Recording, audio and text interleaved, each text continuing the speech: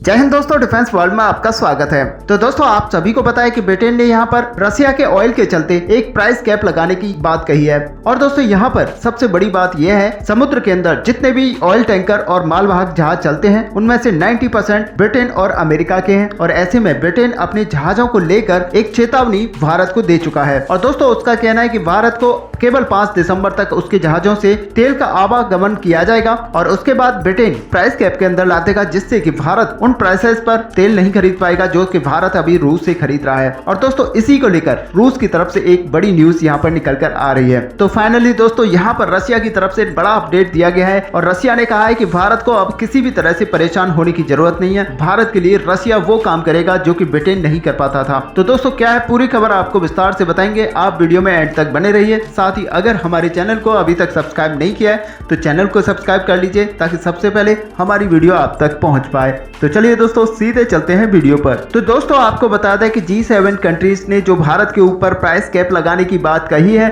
उसको लेकर अमेरिका की ट्रेजरी विभाग की जैनेट एलन की तरफ से एक साफ स्टेटमेंट दिया गया है कि भारत चाहे तो बिना प्राइस के ऑयल रसिया से खरीद सकता है। लेकिन दोस्तों, अमेरिका की तरफ से कोई भी ऐसा वादा नहीं किया गया है कि अपने टैंकरों से भारत तक इस तेल को पहुंचाएंगे। तो दोस्तों, यहाँ पर सबसे बड़ी बात थी कि भारत के पास आखिरकार रसिया से ऑयल कैसे पहुंचेगा, क्योंकि आपको बता दें कि ब्रिटेन और अमेरिका के जहाजी हैं जो कि भारत तक इस ऑयल को पहुंचाते थे। ऐसे में भारत के पास कोई भी बड़े मालवाहक जहाज नहीं है जिनसे कि ऑयल को इंपोर्ट और एक्सपोर्ट किया जा सके। ऐसे में दोस्तों, सबसे बड़ी बात यही थी कि कौन सी आखिरकार शिपिंग कंपनियां होंगी जो कि भारत के ऑयल को रसिया से भारत तक पहुंचाएंगी। क्योंकि दोस्तों, अमेरिका और पूरे यूरोप को अगर मिला दिया जाए तो यहाँ पर दुनिया का 90% शिपिंग इंडस्ट्री इन्हीं के पास मौजूद है और 90% जो टैंकर जहाज हैं वो अमेरिका और यूरोप के ही समुद्र में चलते हैं, जिसकी वजह से भारत, रसिया जैसे देशों को यहाँ पर परेशानी का सामना करना पड़ सकता है। अब दोस्तों, अमेरिका की तरफ से ये स्टेटमेंट तो दे दिया गया है कि रूस से भारत कच्चा ऑयल खरीद सकता है बिना किसी प्राइस कैप के, लेकिन अभी तक अमेरिका की तरफ से इस तरह का कोई भी स्टेटमेंट नहीं दिया गया है जो कि ये कहता हो कि भारत के लिए उसकी शिपिंग कंपनी की सहायता मिल पाएगी। और दोस्तों, अब इसी समस्या को सुलझाने के लिए रूस निकल कर आया है। और दोस्तों, यहाँ पर रसिया की जो सबसे बड़ी तेल एक्सपोर्ट करने वाली कंपनी है रोजनेक, वो कुछ ऐसे टैंकर जहाजों की अब तलाश कर रही है जिसकी सहायता से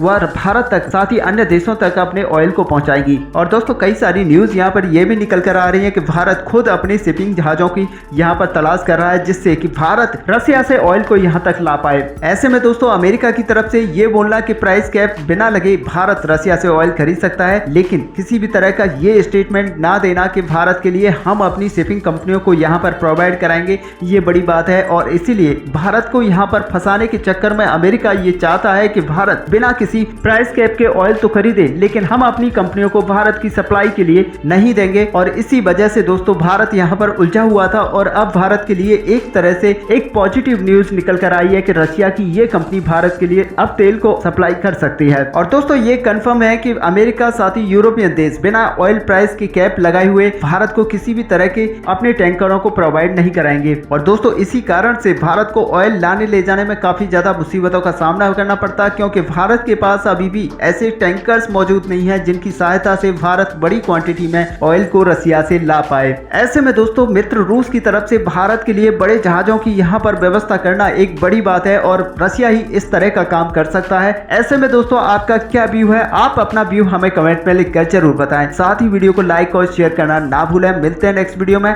तब तक के लिए जय हिंद।